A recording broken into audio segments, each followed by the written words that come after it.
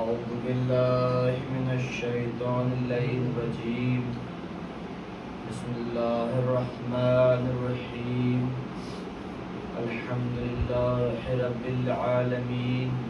الصلاة والسلام على سيدنا وشفيعنا وحبيب قلوبنا وطبيب نفوسنا مولانا بالقاسم محمد. اللهم صل على محمد وعلى محمد وعلى أهل بيته الطيبين الطاهرين المعصومين المظلومين. أما بعد فقد قال رسول الثقلين لينوا مجالسكم بذكر علي بن أبي طالب. ذكره ذكري ذكري ذكر الله عبادا. صلوات پڑھ اللهم صل على محمد وعلى محمد. قبل از بیان حکمت سورہ حمد کی حکمت سورہ توحید کی بات فرمانا تمام جملہ مومنین کے وقت کے ساتھ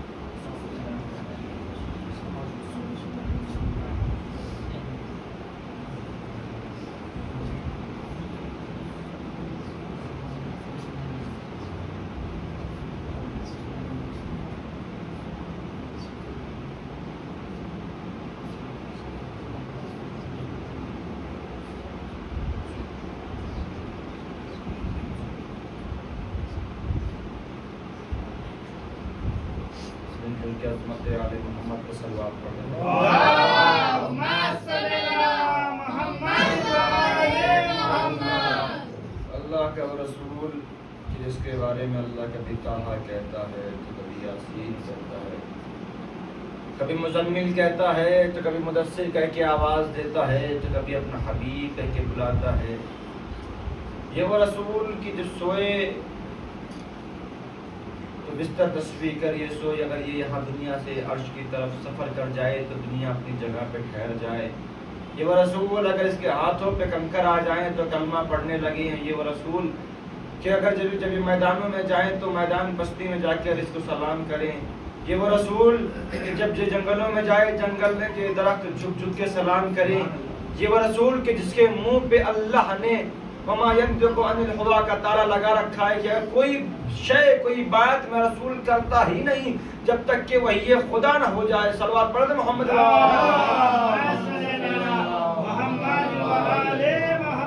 یعنی یہ رسول بولتا ہے تب بولتا ہے جب اللہ کہتا ہے، جب اپنی وحی بھیجتا ہے تو یہ رسول بولتا ہے. تبھی اس رسول نے کہا کہ اپنی مجلسوں کو زینت دو ذکر علی ابن ابی طالب سے، کیونکہ علی ابن ابی طالب کا ذکر میرا ذکر ہے اور میرا ذکر خدا کا ذکر ہے. ارے خدا کا ذکر کرنا عبادت ہے. صلوات پڑھ دیں محمد.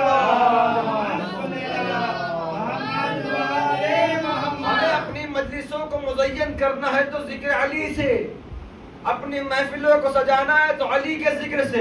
ہم جہاں بھی بیٹھے کہیں بیٹھے تو علی کے نام سے ذکر کر کے اپنی مجلسوں کو زینت بخشا کریں، کیونکہ علی کی مجلس سے زینت بخشنے میں دو شرطیں ہیں، دو بڑی چیزیں ہیں. ایک بچہ یاد رکھیں، جب آپ کا بچہ یا علی مدد کہے تو جا کے 2 رکعت نماز پڑھیے گا شکرانے کی، کیونکہ آپ کا بچہ یا علی کہنے کے قابل ہو گیا. صلوات پڑھنا محمد.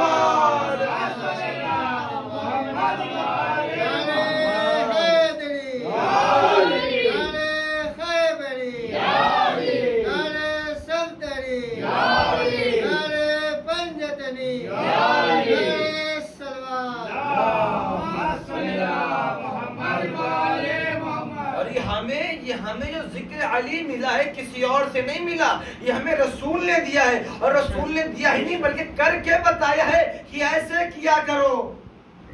رسول نے کر کے بتایا ہے. رسول نے سکھایا کہ یا علی کیسے کہو، یا علی کیسے بولو، جب ایک مرتبہ جب مولا متقیان کی ولادت ہوئی، ولادت ہونے کے بعد جب کعبے کے باہر آئے ہیں تو رسول نے اپنے ہاتھوں پہ لیا، لینے کے بعد آگے بڑھتے چلے جا رہے تھے۔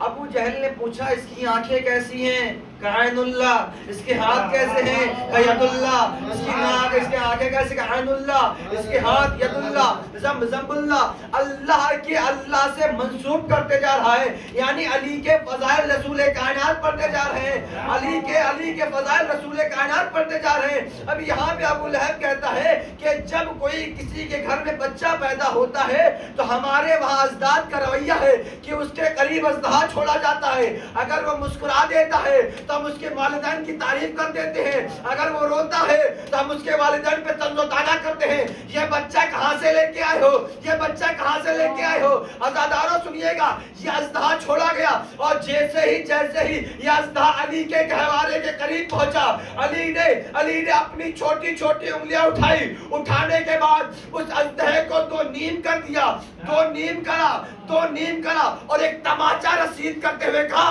کہ سنو، آج سے یہ اژدہا فیصلہ نہیں کرے گا کون حلالی ہے کون غیر حلالی ہے، آج سے یہ علی فیصلہ کرے گا۔ صلوات پڑھ دے محمد۔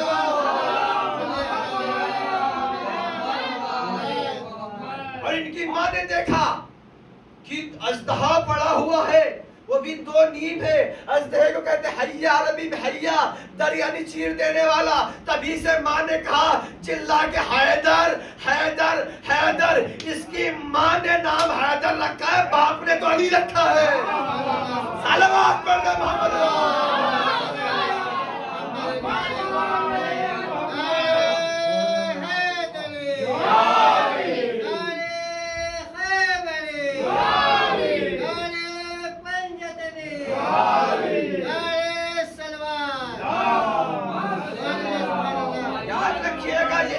علی ہے نا، ذکر علی کبھی سوگات دیتا ہے تو کبھی امتحان لیتا ہے۔ کبھی جب آپ کے سر پہ امتحان کی گھڑیاں آیا کرے تو پریشان نہ ہوا کریے، یاد کیجئے وہ وقت کی ہو سکتا ہے مجھے علی کے ذکر میں، علی کی محبت میں امتحان لے رہی ہو، تو یاد رکھے گا علی کی محبت، عشق علی امتحان لیتی ہے، سوگات دیتی ہے۔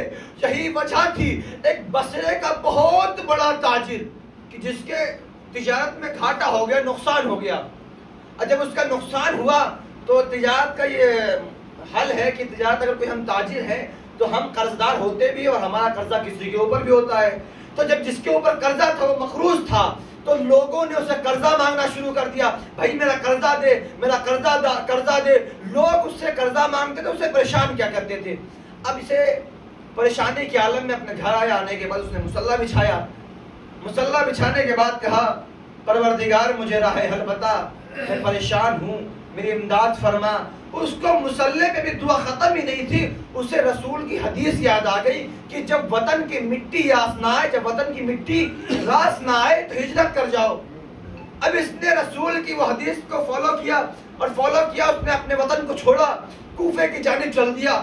کوفے کی جانب جب چلا تو کوفے کے بازار پہنچا، اور پہنچنے کے بعد اس نے پہلی دکان پہ گیا، دیکھ کے آگے بڑھ گیا، دوسری دکان پہ گیا، آگے بڑھ گیا، اسی طرح دکانیں دیکھتا رہا، آگے بڑھتا رہا، دکانیں دیکھتا رہا، آگے بڑھتا رہا۔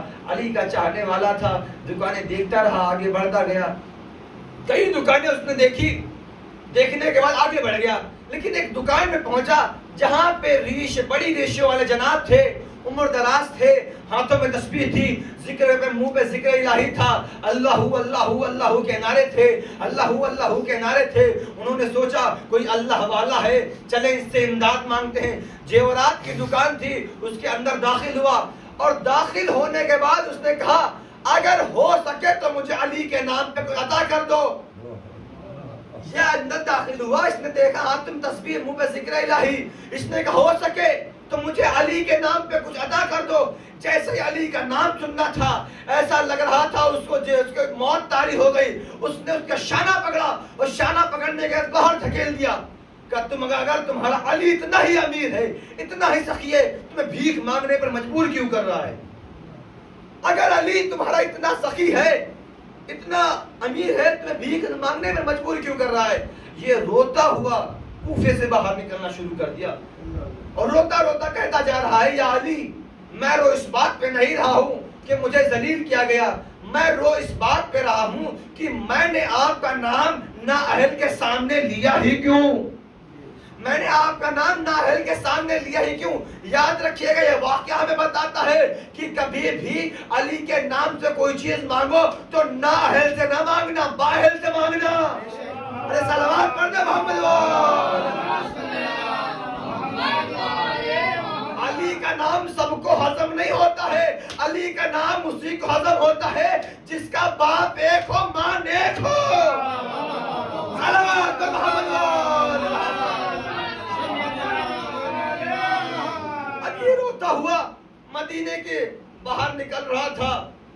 اب یہ عنقریب تھا کہ مدینے کے باہر ہو جائے۔ اسے راستے میں ایک محل تھا، اسے راستے میں ایک محل دکھا اور محل پہ بالا خانے پہ ایک عورت تھی جو طاہر مطہر لباس پہنے ہوئے کھڑی تھی۔ اس نے دیکھا کہ روتا ہوا جا رہا ہے، اس سے آواز دی، اے سائل ٹھہر جاؤ، اے سائل ٹھہر جاؤ۔ وہ رک گیا، رکنے کے بعد وہ بالا خانے سے نیچے اتری۔ اترنے کے بعد اس نے سوال کیا، لگ رہا ہے کہ تو حاجت مند ہے۔ کہاں میں حاجت مند ہوں لیکن کوفے والوں سے نہیں چاہیے۔ ہاں میں مفلس ہوں لیکن کوفے والوں سے نہیں چاہیے۔ ہاں میں غریب ہوں، مجھے کوفے والوں سے نہیں چاہیے۔ کہا کیوں؟ کہا جس شہر میں علی کے نام کی عزت نہ ہو وہ مجھ پر لینا وہاں سے حرام ہے۔ صلوات پڑھ دے محمد وآل محمد۔ کہ علی کے نام کے وہاں عزت نہ ہو وہاں سے میں لینے کا گوارا ہی نہیں کرتا۔ کہا تمہیں معلوم ہی نہیں میں اتنی دیر سے تم سے سوال کر رہی ہوں، اتنی دیر سے جواب دے رہے ہو، جواب دے رہے ہو، تمہیں ابھی بھی نہیں معلوم ہوا کہ جس کے دل جو تمہارے دل میں علی بستا ہے وہی علی ہمارے دل میں بستا ہے۔ اس نے فوراً اپنے گنگت کی طرف ہاتھ بڑھایا، روک لیا، پھر اس نے مندوں کی طرف ہاتھ بڑھایا، روک لیا۔ ایک قیمتی ہار گلے میں تھا، اس نے فوراً اتارا، اتارنے کے بعد دیا اور سر کو جھکاتے ہوئے کہا، یاد رکھنا میں شرمندہ ہوں، آپ نے نام اتنا بڑا لے لیا، خیرات اتنی چھوٹی عطا کر رہی ہوں۔ نام بڑا ہے، خیرات چھوٹی ہے۔ صلوات پڑھ دے محمد۔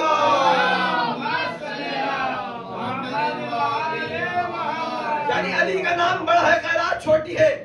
اب اس نے یہ خیرات بھرا، خیرات سے جو ملا ہوا ہار لیا، اور ہار لینے کے بعد اگر ہم اور آپ ہوتے تو فوراً کوفہ چھوڑتے، قیمتی ہار مل گیا چلو کوفہ چھوڑ کے چلتے ہیں، لیکن اس علی کا چاہنے والا تھا، فوراً اسی دکان پہ گیا، اور جیسے دکاندار نے دیکھا کہ پھر آ گیا، کہ پھر مانگنے چلے آئے، پھر اپنی غربت کے تماشا دکھانے چلا آئے۔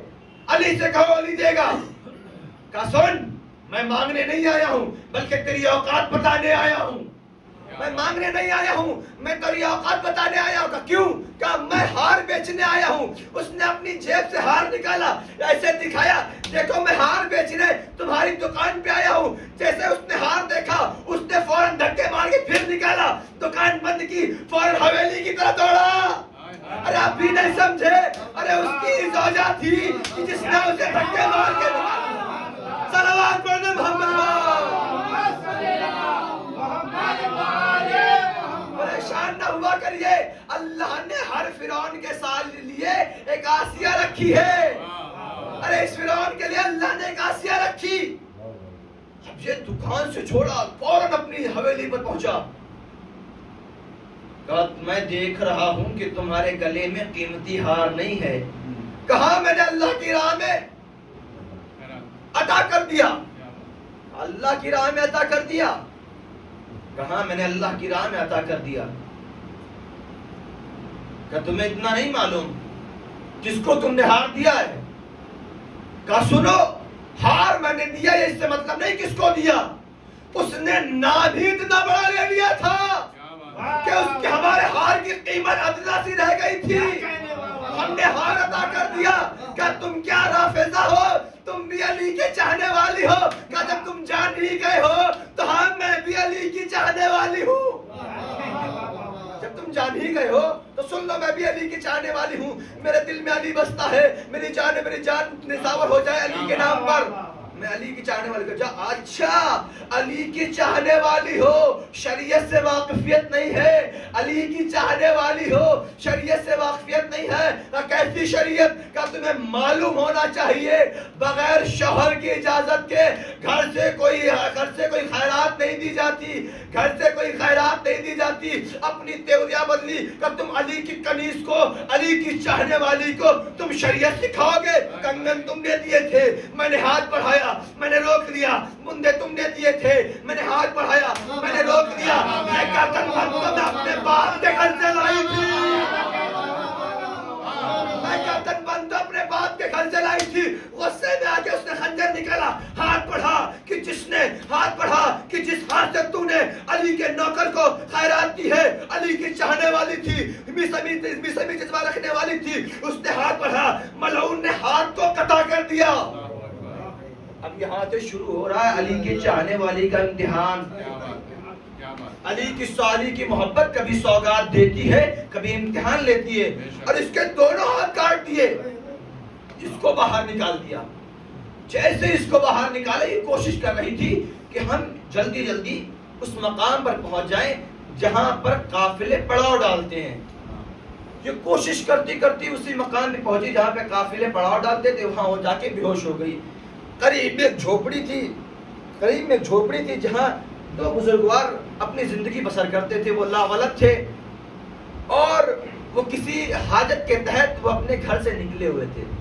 انہوں نے دیکھا ایک بچی ہے کہ جو خون آلودہ ہے, اس کو اٹھایا اور اپنے گھر لے گئے. اس کا علاج و معالجہ کیا, صحت یاب ہو گئی. اور نماز تہجد کی پابند, نماز پنجگانہ کی پابند تھی, علی کی چاہنے والی تھی, بہت عبادتیں کیا کرتی تھی. اور اتنی عبادت کیا کرتی تھی, اللہ نے اس کے چہرے میں نور پیدا کر دیا.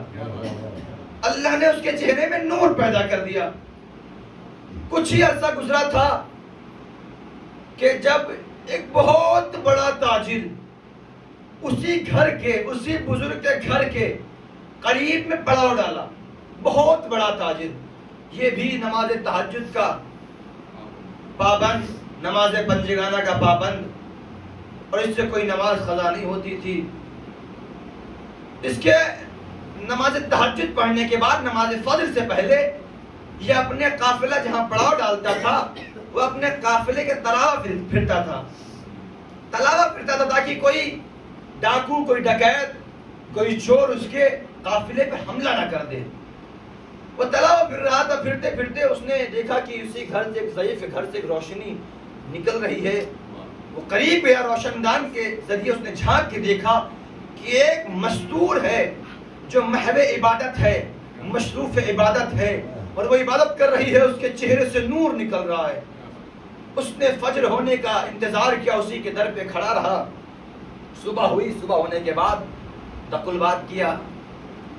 اندر سے ضعیف نکلا. کہ کون؟ کہا میں ایک تاجر ہوں, میں اپنی حاجت لے کے آیا ہوں. کہ اندر تشریف لائیں. اندر بٹھایا. بٹھانے کے بعد کہا کہ کیا حاجت ہے؟ کہ میں حاجت ہے کہ میں آپ کی بیٹی سے عقد کرنا چاہتا ہوں. کہ میں عقد کرنا چاہتا ہوں. کہ دیکھیے بیٹی میری نہیں ہے, ہم نے اس کی پرورش کی, ہم نے اس کا علاج کیا, میں نے اس کی پرورش کی, اور یہ ہمارے گھر میں ہے. ہم اس سے اجازت لے لیں تب ہم تم کو بتائیں گے کہ شادی کرنا ہے یا نہیں کرنا ہے.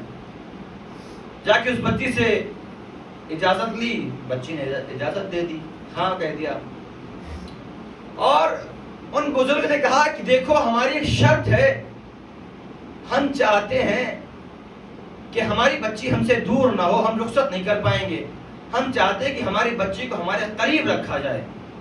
کہ میں اتنا بڑا تاجر ہوں, میں تمہارے گھر کے برابر میں ایک محل تیار کرواؤں گا, وہی رکھوں گا. کہ جب آپ کا محل تیار ہوگا تب ہم رخصتی کریں گے. اب محل کتنے دن میں تیار ہوا؟ مختصر اس کا محل تیار ہو گیا اور اس کی رخصتی ہو گئی. اب یہ خاتون کہ جس کے ہاتھ کٹے ہوئے ہیں, یہ جب اس حویلی کی دہلیز کو پار کیا, اس کے ذہن میں خیال آیا کہ اس نے تو میری عبادت کو دیکھ کے مجھ سے عقد کرنے کی خواہش کی. اس کو نہیں معلوم کہ میرے ہاتھ نہیں ہیں، میں اس کو دھوکہ نہیں دینا چاہتی، میں اس کو دھوکہ نہیں دینا چاہتی۔ تاریخ کہتی ہے کہ وہ بیوی، وہ خاتون مصلی بچھوایا، اور مصلی بچھانے کے بعد اکیلے حجرے میں دعا کرنے لگی، پروردگار اے خدائے امیر متقیان علی ابن ابی طالب، اے شیر خدا کے خدا،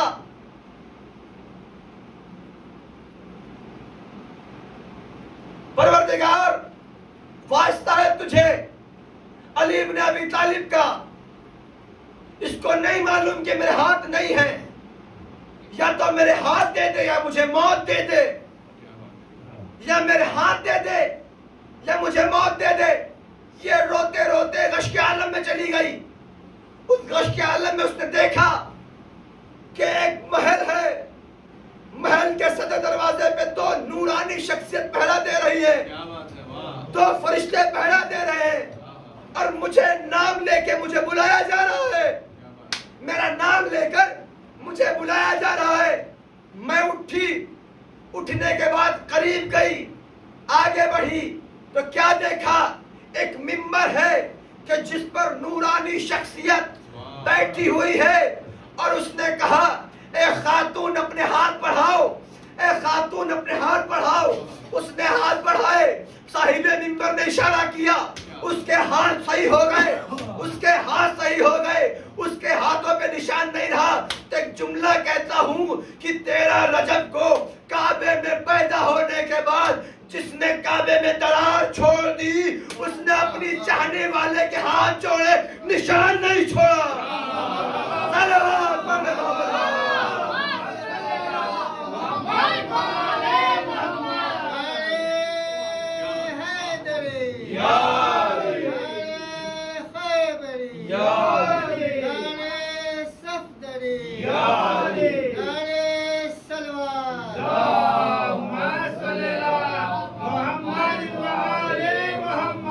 نشان نہیں چھوڑا۔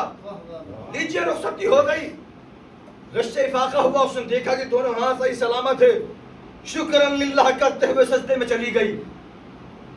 کچھ عرصہ گزرا، دونوں میاں بیوی خوشی سے رہنے لگے۔ آخری جملہ آپ کی سماعتوں کے حوالے کرنے جا رہا ہوں، لیجیے رہنے لگے بڑے عیش و آرام سے، اور عبادت گزار تھے، عبادت میں زندگی بسر کرنے لگے۔ دق الباب ہوا، شوہر محو عبادت تھا، مصروف عبادت تھا۔ زوجہ نے دروازہ کھولا، اور کھولنے کے بعد ایک جملہ کہا کہ تم بھی کب سے مانگنے لگ گئے، تم بھی کب سے مانگنے لگ گئے۔ کہا بی بی جب تمہارے میں نے ہاتھ کاٹے، تم کو میں نے گھر سے باہر نکالا، میں دکان کی طرف دوڑا، میں نے دیکھا کہ دکان میں آگ لگ چکی تھی، میں گھر کی طرف دوڑا، گھر میں آگ لگ چکی تھی۔ تو یاد رکھنا علی کے دشمن کے لیے دنیا میں بھی آگ ہے، آخرت میں بھی آگ ہے۔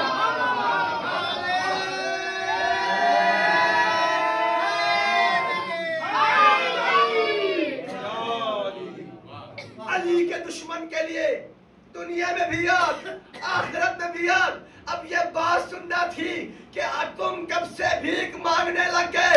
شوہر نے عبادت چھوڑی، چھوڑنے کے بعد قریب آیا، بی بی تم نے اسے تو پہچان لیا، مجھے تو پہچانا ہی نہیں، کہ تم کون؟ کہ جس کو آپ نے ہار عطا کیا تھا، آپ کے ہار میں اتنی برکت تھی کہ مجھے مالا مال کر دیا۔ صلوات پر محمد۔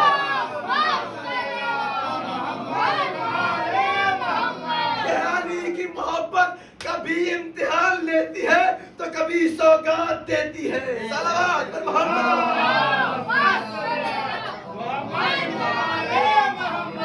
امتحان میں مبتلا کیا، مفلس، بزنس مین، بڑا بزنس مین بن گیا۔